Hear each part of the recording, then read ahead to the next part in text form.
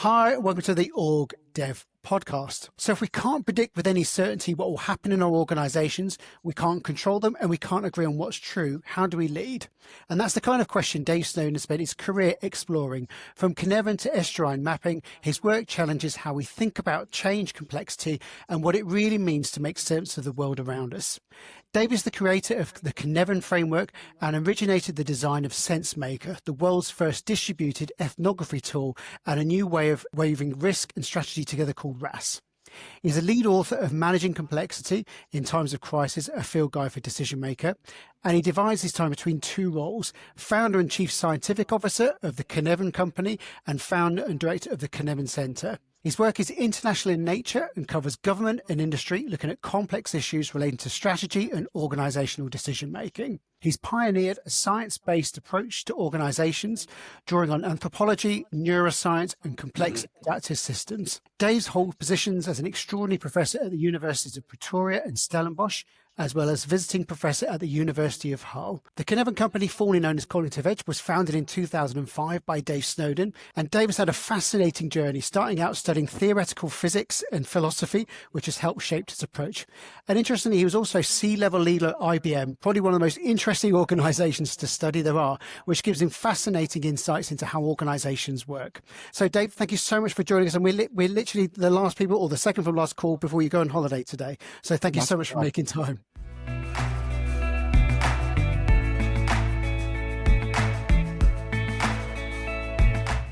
It's great to have you with us, Dave. Thank you. So Garen's kind of outlined what you do, but just bring that to life a bit more. Tell us a bit about the roles you have and what does that involve? Okay, so we're a small company and we want to keep it small. We're an action research group.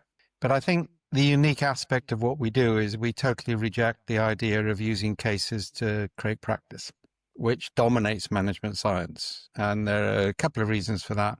One is, and this is my physics background talking, no social scientist ever has enough data to form any valid conclusion anyway, which doesn't mean there isn't value in it, but you never have enough data. And the other problem is, and this isn't most social science, but what you see in management science, is a consultant or an academic will go and interview 10 or 15 companies. They'll believe what they're told, which is really stupid. Every time I put ethnographers in to check what executives say about their company, we get completely different results. But they believe what they're told, and then they assume that qualities they can identify from those cases, which are actually emergent properties, they're something which has emerged, they actually think they have causality. This is called the confusion of correlation with causation. And they create really easy recipes. So, yeah, here's 15 cases, here's a recipe, do these things, you two will be successful. It's the foundation of nearly all the big consultancies. Now, I say, yeah, there are many problems with that. One is that you can't trust what you get told. You don't get enough data. But also confusion, two main issues. One is the confusion of correlation with causation. So, for example, if any country wants to increase the number of Nobel Prizes it wins, it doesn't need an educational system. All it needs to do is increase dark chocolate consumption. Because dark chocolate consumption per head of population directly correlates with Nobel Prizes for head of population for the last 50 years. It's a bigger data set than I've ever seen in any management consultancy's report, so go and eat chocolate. The one which I think is causal in peaks in attempts to commit suicide by drowning correlate with the release of Nicolas Cage movies, but I can see a reason for that, right? I can vouch for that, I think. Yes. Go on to the false correlation site and you'll see it. The other big problem, this is a massive issue in organizational development, and you can see it in behavioral approaches, which are becoming increasingly discredited, is they confuse an emergent property with something which has causal aspects. So, for example, you notice that innovative people are very creative, so you start to run creativity programs. You convert an office into primary colored children's toys, and you don't take me there. The reality is, creativity and innovation are both emergent properties of starvation, pressure, and perspective shift. And so the fact that you can identify characteristics of leaders, those characteristics aren't causal. They've arisen from multiple interactions over time. And I think there's a major issue on this. You can see it in leadership development theory and all sorts of theories. You see it in agile. You've got to have an agile mindset, and people decide they define ideal behavior. And that is just the wrong way of going about it. So we take a very different approach. We spend about 5, 6, sometimes 10 years playing around with an issue or a problem. And we look into physics, chemistry, biology, anthropology, philosophy, and then things start to come together. And then one day it all sort of looks right. It's a bit like theoretical physics. One day the maths looks beautiful. Then you hand it over to the experimental physicists who kind of like get it right. And then when they get bored, they give it to the engineers. So that's kind of like the approach we adopt. So to give you the most simple example on that, if you give radiologists a batch of x-rays and ask them to look for anomalies, and on the final x-ray, you put a picture of a gorilla, which is 48 times the size of a cancer nodule, 83% of radiologists will not see it, even though their eyes physically scan it. And the 17% who do see it come to believe they were wrong when they talk with the 83% who didn't.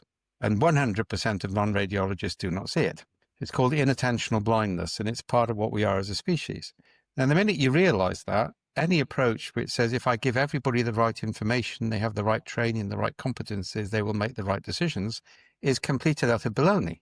Which doesn't mean that you shouldn't give them training and competencies, but fundamentally, you've got to find the 17%.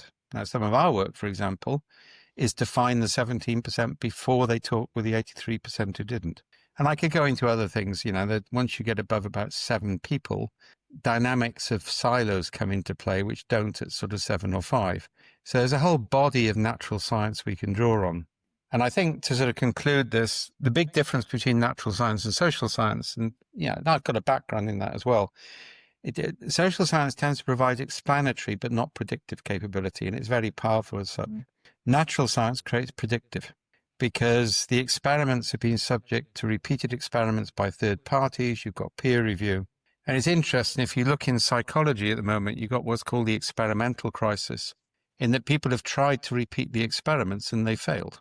And a whole body of OD practice, falls at that point. It's a long answer, but that's the essence of the approach. We've used the term complexity science to describe kind of the field you work in. If somebody's not heard that phrase before in kind of leadership context, how would you explain it, what it is and why it matters? Okay, so firstly, don't confuse it with systems thinking.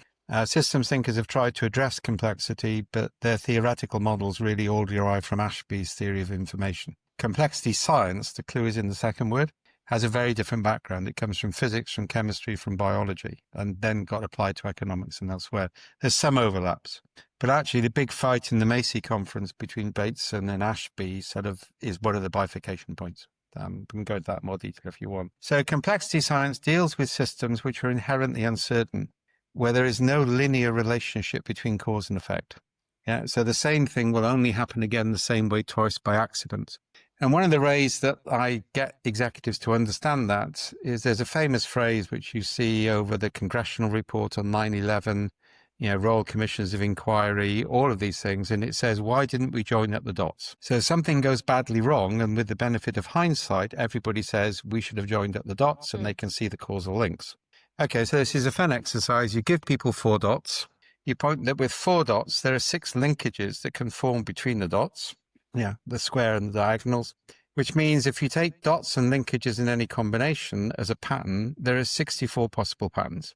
So you say with 4 dots, how many possible patterns are there? And wait. And you give them like a minute to do it, all right?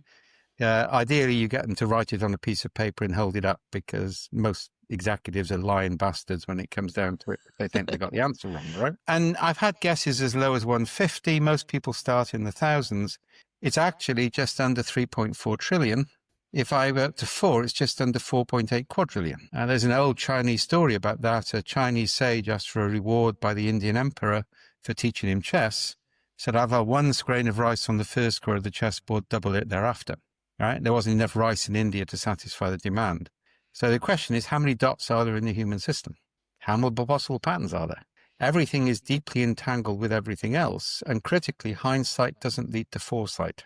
And the concept of entanglement is key, because in a complex adaptive system, and this also has major implications for OD, connections matter more than things. And anybody with teenage children knows that. When your children hit puberty, it really matters who their friends are, because they've just come out of your influence and now another influence set, and those interactions will shape them far more than anything else. So complexity deals with multi-connected systems which don't have linear relationships between cause and effect, but we can measure patterns, we can measure dispositional states, we can influence their direction, and we can observe regularities. 2 other examples to illustrate complexity. Antelope There's another little exercise you can do is getting people to understand complexity physically is really useful. So the dots is one. The other is get 20 or 30 people to stand up in a room and ask them to identify their best friend and their worst enemy. Before you do that, you say, don't look at anybody, don't say anything, and you can choose people at random. But it's worth videoing because they always do choose their best friend and their worst enemy, so you can study it later. Sorry, that would be unethical, but you could. And then you say, organize yourself so your best friend protects you from your worst enemy, and the group dissipates over the room. Then you switch the rule and you say, protect your friend from your enemy, and the group comes together instantly in the middle. It's a really powerful demonstration because nobody predicts it. So when an antelope spots a predator, they identify another antelope by the pattern on its bum. That's why they're so vivid. And they position themselves between the predator and the other antelope. So the herd stays together, even though it doesn't have a goal or a purpose in sense of a destination. Now, that is one of the ways a complex system works. And some of the stuff we're doing at the moment is how do you create alignment without goals? Because under conditions of extreme uncertainty, goals could be dangerous. And people keep talking about North Stars as if they were destinations when it's meant to be a navigation aid, but that's another matter. The other example, which we've just launched something on, is if you look at bees swarming, there's a temperature trigger in the hive, which means the worker bees hatch out a new queen, and then a group of the worker bees go with that queen and hang off the nearest branch. Then individual worker bees fly out to try and find a new hive location. They fly back to the swarm and they do a figure-of-8 dance. It's called the waggle dance. And the plane of the figure-8 angle to the sun indicates the destination, and the intensity of the dance says how good a place it is. And there are other bees which disrupt the dance of some bees, and that's important statistically. It creates variation. And after 2 or 3 days, the entire swarm suddenly goes to one destination by agreement, yeah? And it's always the best of all the destinations which have been investigated. I can let you have the papers on this. Now, that's an optimization without directing intelligence, entirely defined by interactions, not by attitudes, motivations, beliefs, or anything else. So some of the stuff we're now doing, for example, is present a problem to the whole workforce, get them all to interpret it, then go through a series of iterations over a very short period of time until we know the consensus and we know the outliers. And we can do that in a day as opposed to 3 months of staff consultation and communication exercises. And that's the real power that complexity science gives you. It's the ability to do significantly more with less resources because you're working with the natural contours of the system rather than trying to impose a mechanical or engineering metaphor onto an organic system.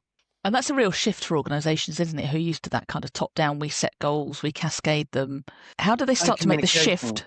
Yeah. Ironically, it wasn't the case in scientific management. So I had the great privilege of teaching leadership with Peter Drucker for a few years, which was a lot of pleasure. Partly because the first time I met him, I was at keynote on a conference and he spoke after me, and I made the mistake of criticizing Taylor and I got beaten up badly. Right? It wasn't quite the I knew Frederick Taylor speech, if you remember it from that one American lecture, but it was pretty close to that.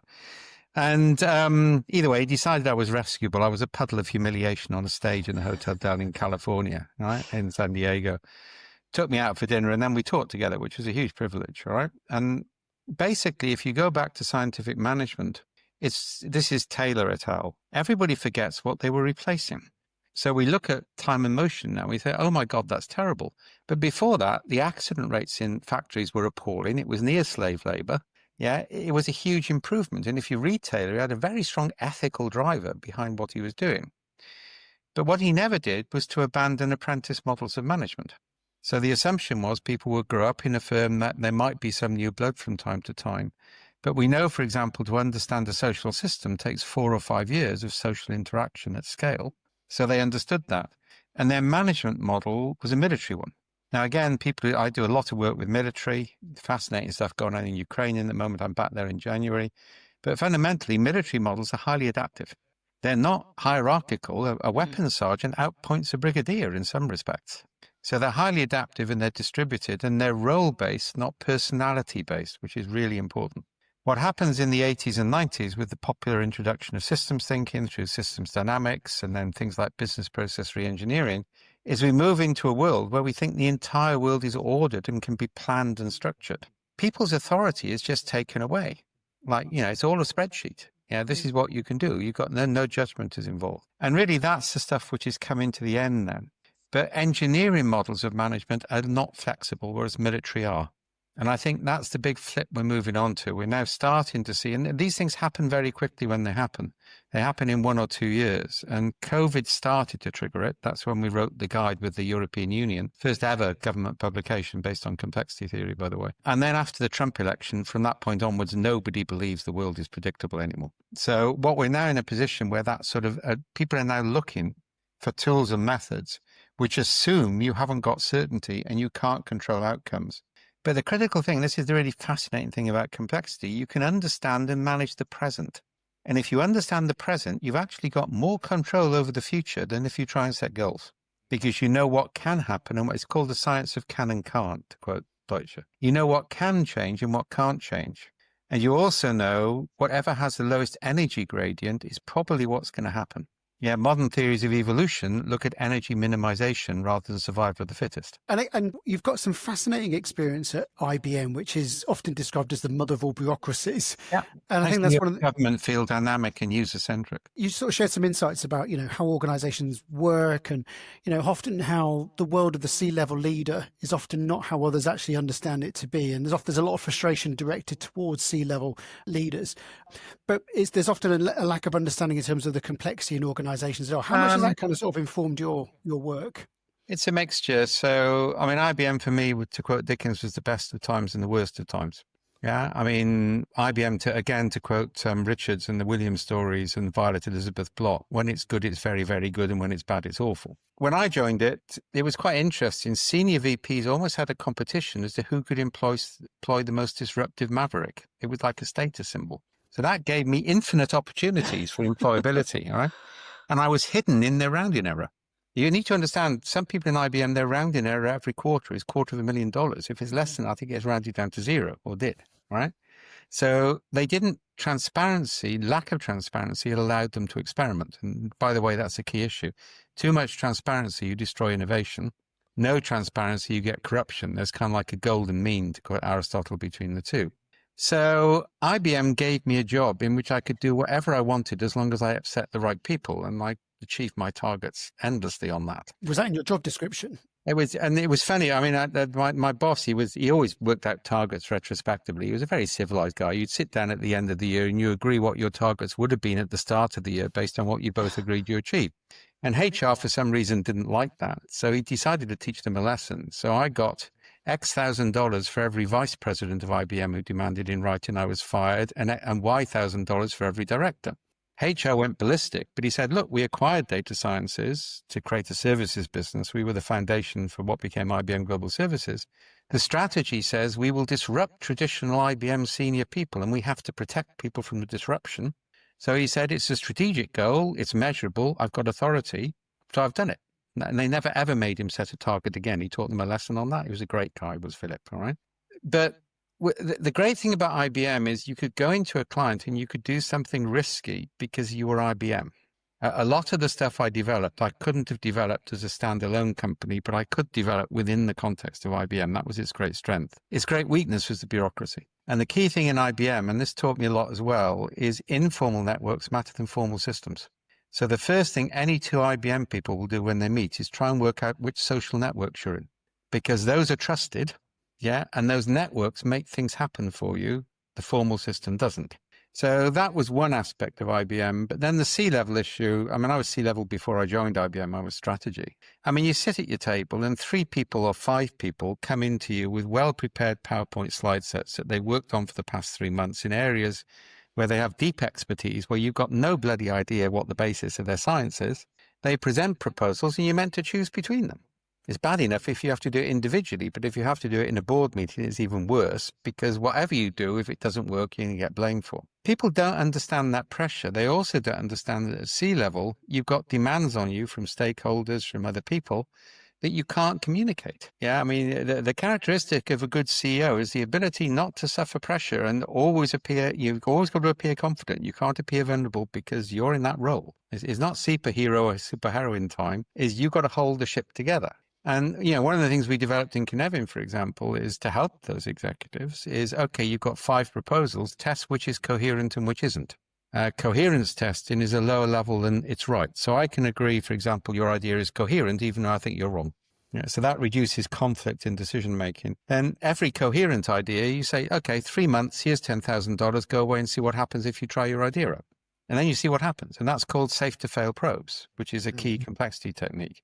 And I think we need to start to understand, and that's what we're doing with Swarm Compass. We're getting the whole of the workforce involved in determining what's viable before people commit their reputation to it. And I think we kind of know in organizations, because we do hear the phrase, it's safe to fail, but often it's truly not. So how do you sort of create the conditions? Because a big part of this is creating the conditions, isn't it? Where people feel able to take those kind of calculated risks and see what happens. You basically target the managers. Say 40% of your probe, we call them probes, not experiments. That gets the right attitude. 40% of your probes don't fail, you failed. That's actually quite fascinating when you do it. I mean, somebody in IBM, when I did it in Denmark, said, but they'll just create some stupid projects to achieve the target. And I said, well, that's what I'm hoping they'll do. And what happened is the stupid projects generally succeeded. So they found people they thought were idiots and gave them some money for a change, all right? And then suddenly discovered that those people were seeing the world differently from other people. But the key thing is you do them together and you do them collectively. So you do the coherence test, you agree things are coherent, you agree that you don't all agree what's the right thing. And you say, right, we're now going to run 5 or 7 or 8 probes, and that will change the space, and then we'll know what the right thing is to do. So it's more of a research method. It's not competition as to who's right or wrong. It's a research method to understand what's viable. And this is different to a pilot, because I think you sort of talked about the fact that often it's like the Hawthorne effect, where, it doesn't matter what's in the pilot, it will create some form of change. And that's the problem with it. So again, you'll never see anybody in the Cynefin code talk about behavior or how you should be. What we do is we create processes which are likely to generate it, which actually means we can scale and we're not making moral judgments. I mean, I had this argument with Amy Edmondson the other day. Well, it wasn't an argument. I disagreed with her, got patronized, and when I replied, got ignored. All right. So that's what happens when you fight with Harvard professors. I think the whole psychological safety movement is becoming terribly oppressive. Yeah, it's becoming a sort of reverse form of oppression within the system. And it's like, adult development theory, which Nora Bateson has rightly called out as eugenic. Yeah, which privileges people who've reached the higher levels of enlightenment. In fact, the language, if you look at it, even Keegan is the more respectable end, is the language of North Atlantic, enlightenment thinking. Yeah, this is our ideal. Have you achieved it? By implication, I have. And all of that is kind of like, to my mind, deeply manipulative. If you actually get people together, working together in small groups, they sort this stuff out for themselves. So give another example. One of our methods, and complexity methods generally hit multiple goals with one intervention, which is also powerful. So you've got several problems, like how do you take on new employees and how do you do innovation? Right, simple thing. We take somebody who's just joined the company. We put them in a partnership with somebody who's about to retire from the company. This is called a transgenerational pair. Now, we've done it in communities, by the way, with teenagers and retired people. And that draws on something called young driver syndrome, in that young, recently qualified drivers see things that experienced drivers don't, and vice versa. We've done it with newly qualified doctors, with experienced consultants. They see the world differently, but they got enough in common. So I got young, bright and naive with old, wise and cynical. And by the way, the cynics are the people in the organization who care. If somebody calls you a cynic, as far as I'm concerned, it's a compliment, because you're not just being compliant. And then we put them in a trio with somebody who's identified as fast-track management, i.e. somebody who's on the track to be a senior manager, who's got a reputation to build. So I throw 15 of those trios at a problem for a month. All right? Some of them will see gorillas, which they won't do if I do a tiger team where I have everybody together with authority. But also what I'm building is networks between young people in the organization and old people. And I'm gathering the stories from the old people before they leave, which is the most valuable form of knowledge out. So I'm doing multiple things in the same way. We do the same in IT. We take young, bright coder with experienced, cynical systems architect and user trained to talk to IT people. It's a lot easier to train users to talk to IT people than train IT people to understand users. And instead of sending out a systems analyst to interview people who will go out with a whole series of assumptions, and users don't know what to ask for in IT these days either, because they don't know what IT can do for them. It's moving so quickly. So we put those, 20 of those trios to work for a month, and then we synthesize what they come up with. That's a much better requirements documentation. But I've also built social networks between users and IT people, which will carry forward into the project and de-risk it. Now, again, you see what we're doing is we're creating a process which generates a result. We're not saying what result we want. We're not saying to old people, you need to listen to youth. Well, yeah, everybody tells them that. I remember being told that. I now know that they were right, but I didn't know it at the time. All right. Admonitions to be good have zero effect on any human being who's competent to survive in an organization anyway. They just feed it back to you. It's interesting because it also does a thing to the organization as well, doesn't it? One of the things I've sort of enjoyed getting ready for this podcast is looking at some of the terminology. And one of the things you talk about is epistemic justice. Yeah. Yeah. So well, please describe it better than I could, but it's about viewpoints and personas that are more represented than others. And that little mechanisms like this would go some way to sort of... Yeah, but that's a much bigger issue. So, Beth, who's one of our consultants, all right, she has a wonderful way of saying it. She said, the illustration of epistemic injustice is old men are called philosophers where old wives tell tales. So the way you describe something, it legitimizes people. And, one of the many advantages about being Welsh is we've grown up next to the English, so we recognize the phenomena. Interesting, just to tell you on that, my grandmother was subject to something called the Welsh knot. So in the middle of the 20th century, the English passed a law which said Welsh was an uncivilizing influence on the Welsh and had to be eliminated. And so if my grandmother spoke Welsh in school, she had a wooden badge hung around her neck which had WN written on it, which was for Welsh knot. She then had to catch one of her friends speaking Welsh and hand over the knot, and whoever wore the knot at the end of the day got thrashed by the teacher. Interestingly, it was the same happening to indigenous people in Australia and Canada at exactly the same period. Tyson and I talked about this the other day. And then they created a nursery rhyme, Taffy was a Welshman, Taffy was a cheat, to reflect that. Yeah, so taffy is a real insult. We can use it in Wales, but you English use it, that's not on. And the right to have your voice heard is key. And the critical thing here, and I think this is where AI is going down a really bad path at the moment, is the algorithm is interpreting what you wrote down. Now that has a problem because you can write down less than 10% of what you know anyway. Focus on text and tokens is problematic. Secondly, what that text means is for you to interpret, not for the AI. Or not for an academic, or not for an expert.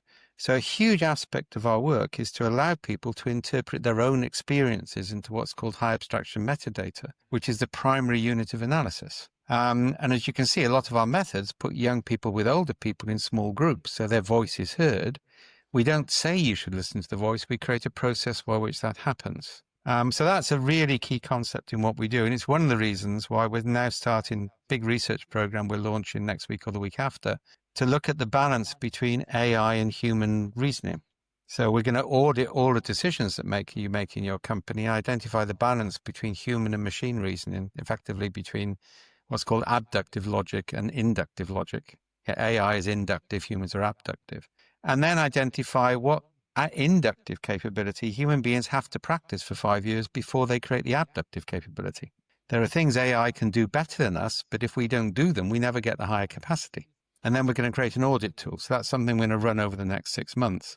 Because at the moment, the real danger with AI, and it's been coming over the last 30 years, it starts with systems thinking and the excessive focus on information and information in signal form, which then became text form, is that we're reducing human intelligence to the ability to process text. So in the knowledge management community, they don't talk about knowledge, they just talk about text. They're calling it knowledge, but if it's not written down, they don't believe it exists. And that's deeply, deeply problematic. So at the moment, the danger with AI is we're meeting it halfway. And fascinatingly, a big issue for small consultants on this, by the way, is the big consultants are getting really hit because their whole raison d'etre for the last, well, not all of them, but for the last 3 decades is to be repurpose existing text for new clients at huge margins. Well, AI can do that better. So I have a simple heuristic at the moment. If anybody says AI has made us more productive, that probably indicates they were doing a bad job in the first place. I think you also said that it should be mandatory that all software engineers had ethics training as well. Yeah, I wrote an article on that. Well, they're making decisions without any understanding of the implications. And the real scary thing, I had this in Sweet Georgia Brown's in Washington with Peter Thiel once, my one encounter with him. And I remember walking out of the meeting and saying, you're not immoral, you're amoral. And that's far more scary.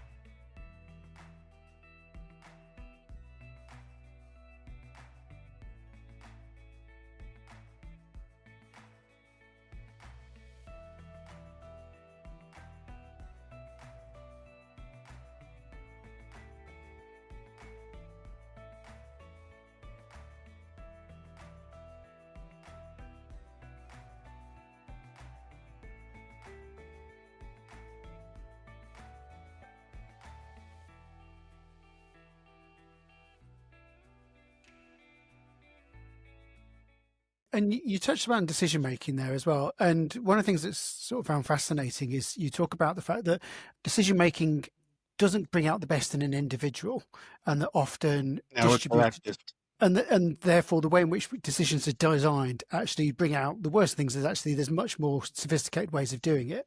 Well, all good decision makers actually have people with them they trust. I mean, I've yet to see an executive who didn't carry 2 or 3 people around with them between employment. So any intelligent person has already worked that out. But we do know some basic scientific facts on this. Comes from biology. The primary decision, there's a sexual pair, which is nurture, less than decision making. There's the small hunting party or extended family, which is normally about 5 in terms of active decision makers. Maybe slightly bigger in numbers, but never more than 7. And there are things called deems, which are collective groups of about 20. And the deems tend to hold together in summer when there's plenty and compete with other deems. Then in winter, they came together in what are called macro deems, which are groups of 500 or so, because now they've got to cooperate to survive, not compete. There's a lesson in that for economics, by the way. And that's where Gerber and others argue monument building came from. You have to have a task that you agree to do together, otherwise you'll fight. Now, we've actually built that into a lot of peace and reconciliation work. So you make decisions differently in different groups. And the interesting is once you go above 7 decision makers, people fall back into their silos. So I was working recently on an NHS triage issue. So we have doctors, we have nurses, we have ambulance drivers, we have hospital administrators. They all want to improve things, but nobody will depart from their silos because that's the respect. If I take one person from each silo and put them in 5 or 6 parallel teams, they innovate. So some of the really radical stuff, which we announced yesterday, is to actually allow role-based combinations. So if I've got 6 roles, not people, but roles, and I accept a 7th role, which is completely anonymous, so I don't know who it is, that creates what's called a panopticon effect. And if you've got an unseen observer, you're honest. And those groups of 7 can spend money or make decisions without seeking approval. Now, what that allows me to do is basically to let 1,000 flowers bloom, to go back to the 60s, all right? I can actually have a very small amount of money allocated to lots of people doing experiments, and then the real money can follow to the things which work rather than to people who say they can make things work. Right? Now, that's one of the most radical things we've created, and I'm really excited by that. We know in the NHS we could take 50% of the bureaucratic costs out of a hospital, and we could have faster decisions made in the field with higher retention of medical staff. It's going to take 2 years to get people to listen to us on that. I was going to ask that, some of the more radical approaches. How do you get people to engage with that? How do you get kind of almost permission to do the work? Yeah. So, I mean, there's 2 ways. If you're working in industry, you go and find the early adopters. And the trouble is they tend to be oil companies, pharma companies, and military and intelligence. So if you want to do novel things, get used to working with people who do things other people consider evil. But I've taught just war theory at West Point, and I quite like those guys because they know they're going to have to kill people, so they worry about it. Whereas people who don't have to do it just rely on them, but that's a story for another day. So there's always people there who will do something novel for the first time. Yeah, and this is Moore's crossing the chasm. This is where you build your early reference sites. And to be quite honest, you don't want to be overformed. You want to be working with the client, so you jointly collaborate to develop stuff. When the market switches, which has on complexity, then you start to create products because people are now buying what it will do for them, not how it does. Now, medical research is different. It may be about to change in the States. We're talking in California at the moment, because the sudden withdrawal of funding is creating a crisis and they've got to look at new ways of doing things. But generally in medical research, we're going to be holding an invitation-only seminar next year for people in the health sector who get the basic science. And what we'll be doing is constructing controlled, financed experiments to test these ideas out from which we can publish papers. Because until we do that, you will not get mass adoption in the NHS, even though it can make a big difference straight away. So you have to understand your markets and the way you work, I think. One thing, as we're sort of shaping the systems, I think one of the things that sort of really stood out for me as well is you talk about, you can't predict change, but you can create a vector of direction almost as well. And then that sort of introduces the world of constraints and constructors. Yeah. And not all constraints are the same as well. So people that are actually sort of relatively new to the field, what is a little bit of a definition of how they actually work within an organization? Okay. So if I work in a complex system, there are kind of like, what I'm always doing is I'm trying to manage for emergence. So as things interact with other things, properties will emerge which can't be predicted from the parts. That's the key concept of emergence. So there are 4 things I can manage in a complex system. One are called actants. All right, this comes from Latour's actor network theory, though I've modified it a bit. So an actant is anything with agency in the system. Now, process philosophy argues the same thing, but I'm not wild about that, to be honest. Yeah. So actants can be actors, i.e. people or roles. Yeah.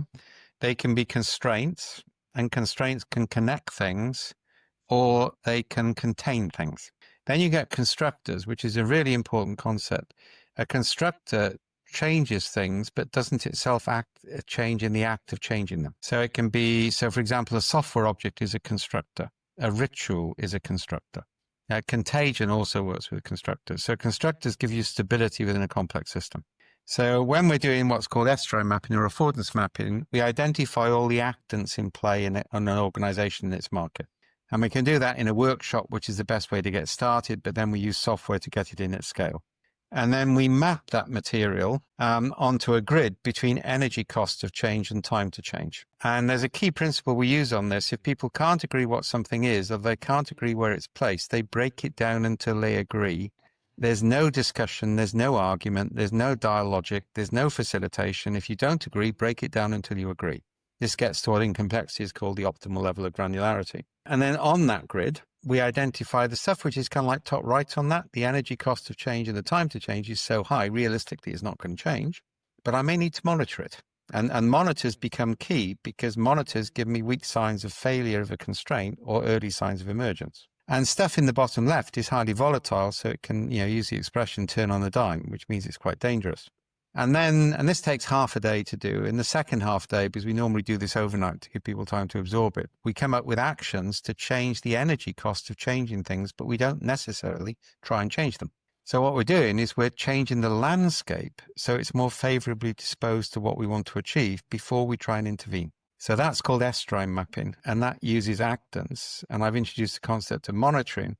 The other key thing in complexity is the interactions. So one of the ways you change things is change the interactions. And I've given you some examples of that. And of course, some actants can be made so solid that they won't change. And some interactions can be ritualized so they won't change. And that's called scaffolding.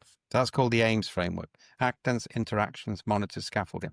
Now, the key thing on this, and it's really upset some people, is in a complex adaptive system, none of the actants has any knowledge of the whole. So if anybody says we need to think holistically, they do not understand complexity theory and they're in a very bad place because you can't and you shouldn't.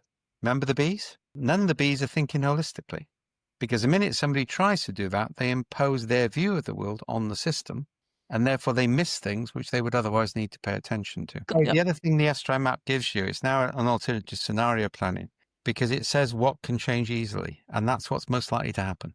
But because we build it bottom up, without discourse, without dialogue, without argument, we've got an objective assessment of the situation. No, I was just thinking, a lot of the leaders we work with are kind of in a kind of state of overwhelm. What advice would you give them? What's one small practice or one small thing they could start? Complexity theory is for lazy managers. Okay. And lazy consultants, because you stop trying to control everything and you just say, I'll change the actants, I'll change the actants, I'll see what happens. And if I like it, I'll give it more energy. I mean, complexity theory is a gift for senior executives because it gives them time to monitor the whole. Well, yeah, because I think sort of the definition, I think you sort of talk about the Latin root of complicated and complex, don't you? Yeah, complicated is folded, complex is entangled. Something which is folded can be unfolded and folded again. It doesn't change. Something which is entangled, sorry, you can't. Look at a fishing net on the side of a harbour. The fisherman can untangle it, but you can't. Or come walking with me. I've got one route this week which I know is going to involve bramble bushes and ferns and woodland, and I am not looking forward to it because everything is entangled. I've got a machete somewhere in the car I may take with me. I mean, it's a big question, but when you look back at your career so far, what are some of the biggest lessons that you've learned that you kind of carry just with do you? what seemed right at the time. I mean, I was lucky as well. I mean, I had a very secure home life. That makes you, we know that's associated with risk taking, but it was also intensive. I mean, my father was born, as he was a son of a small farmer, quite abused physically and everything else as a kid because farmers' sons were. And one day his father got a bad vet's bill, so he went down to the school and said, which of my kids is bright enough to be a vet? So dad was hiked out of being apprenticed to be a carpenter and sent to Glasgow Veterinary School. Then ended up as a veterinary officer to the Blues and Royals Regiment in Kashmir during the Second World War. So working class ex-Northumberland farmer suddenly in the height of British aristocracy. So he learned a lot from that. And my mother was born above a whorehouse in Cardiff Docks and fought her way out through education. She would study German, first class honours in that, but she decided if she was going to study German, she'd do it in Germany. So she went to Hanover University in 1947, which meant she had to wear a passport around her neck so she wouldn't get raped by British soldiers. So I grew up in a household where education was everything and argument was everything. I mean, if we liked you, we argued with you. If we were being polite, you needed to worry about it. And that was huge because, I debated. And that was probably the most seminal thing I think in my life was debating. So I still remember at the age of 11, walking to the front of the classroom on Friday and got given a card and it said, "You support capital punishment." And my mother was then leading the North Wales Labour Party campaign against capital punishment. So this is a teacher being wicked, all right? Mm. I had to speak for 7 minutes without preparation for something I profoundly disagreed with. We did that every week from the age of 11 to 18. And those of us who were any good at it got formally taught rhetoric. That made us generalists. It made us confident. You read everything, but you know what you're going to hit with. And you became hypercritical because arguing for things you don't believe in means you've got to be critical. You see my point about process? Nobody told us how to behave, but in those days, the grammar school threw out generalists. Now, part of the problem we got in society at the moment is there are hardly any generalists left. Everybody's a deep specialist, and that T-shaped generalist stuff is nonsense. If you're deep in one field, you just can't really get the other fields. Generalists are shallow in everything. So I think generalist education, basically taking the view, whatever I wanted to do, it would work out. And generally it did. And by the way, more people should do that. Particularly if you work for American companies, by the way, I worked out pretty fast. American companies are very authoritarian. So if your boss tells you to do something, you do it. I didn't do that. I just told them no. So I have the world record. I didn't fill out a timesheet for 7 years. I just refused. Refused to fill out timesheets, not wasting my time. Every year, this little band 6 would come up and say, "I've been told to fill out your timesheet." So I'd let him have my diaries, all right? Defiance is a wonderful tool when you use it. So, because you're talking about there about the importance of disagreement, people coming together in organizations, they all had different perspectives on anodyne nonsense about everybody's views are equally valuable. Sorry, they're not. How do you create conditions in organizations where people feel able and have permission or give themselves permission to actually have the discussions that are required? You do it by micro interactions. You put out small groups to allow them to make decisions, sort it out between themselves. Yeah. Trust will arise from working together.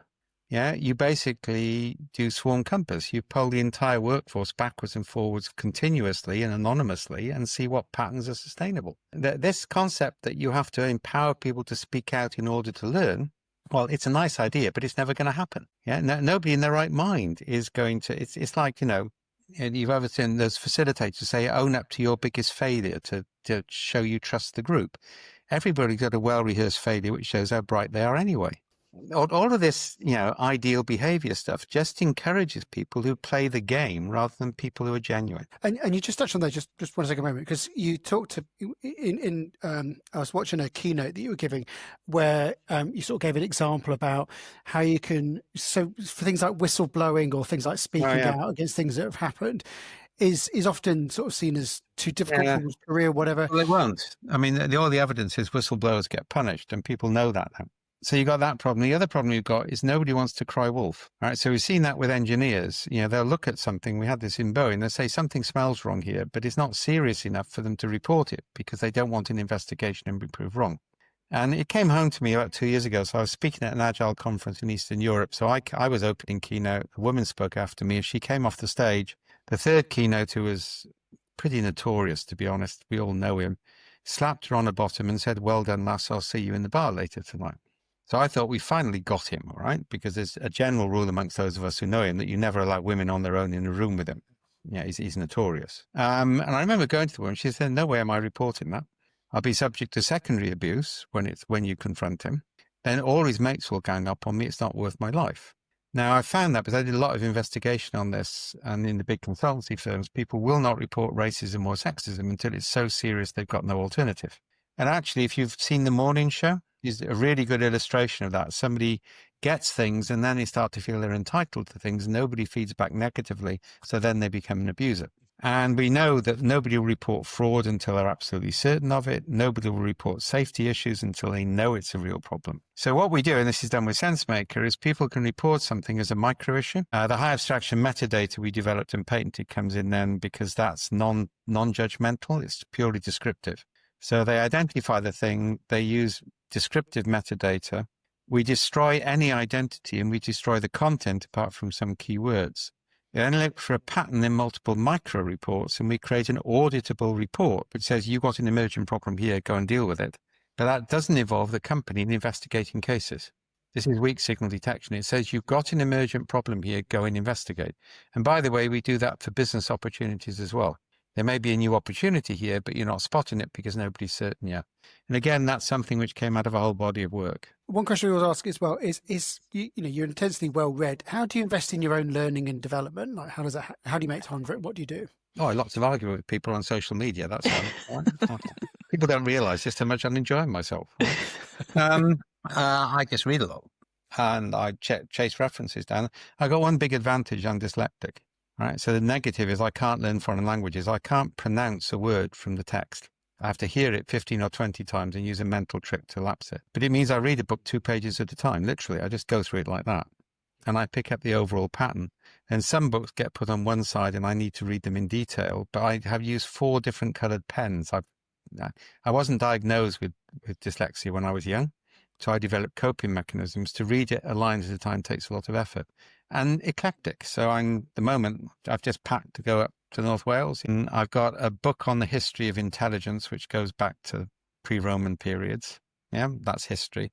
I've got 5 science fiction novels and I've got a couple of really heavyweight stuff on anthropology and biology. And so read eclectically and don't worry if you don't always understand it. Yeah, you'll pick it up. All right. Then you'll apply stuff. Oh, and talk with lots of people from lots of different backgrounds and don't be afraid to argue with them. The good people like an argument. The people who can't cope with an argument, you're probably a waste of time anyway. And is there a particular book or a podcast or something that you would recommend to other people? Is there one standout resource for you? I refuse to do that on broad principle. Yeah, go and read a lot, see a lot. But read outside your discipline. If somebody's kind of just taken their first steps into this area, what advice would you give them? Find an intractable problem. Find a problem people can't solve with conventional excuses and come and talk with people like us and we can probably help you. Don't go after the low-hanging fruit because conventional techniques can deal with that. Yeah, so go for something really sticky and tricky. Which is frustrating people. So, for example, what we're doing with Swarm Compass is how the hell do you consult the whole of your workforce within a day and get results back so you don't have to wait months? Well, we can do that now. Thank you very much for taking the time to talk to us. We've really enjoyed it. There's lots for people to take away and digest, and I think you've just helped people think about things through a different lens and challenge some of the perceived wisdom that's all too prevalent out there. So thank you very much for the time, and it's been a delight. Okay.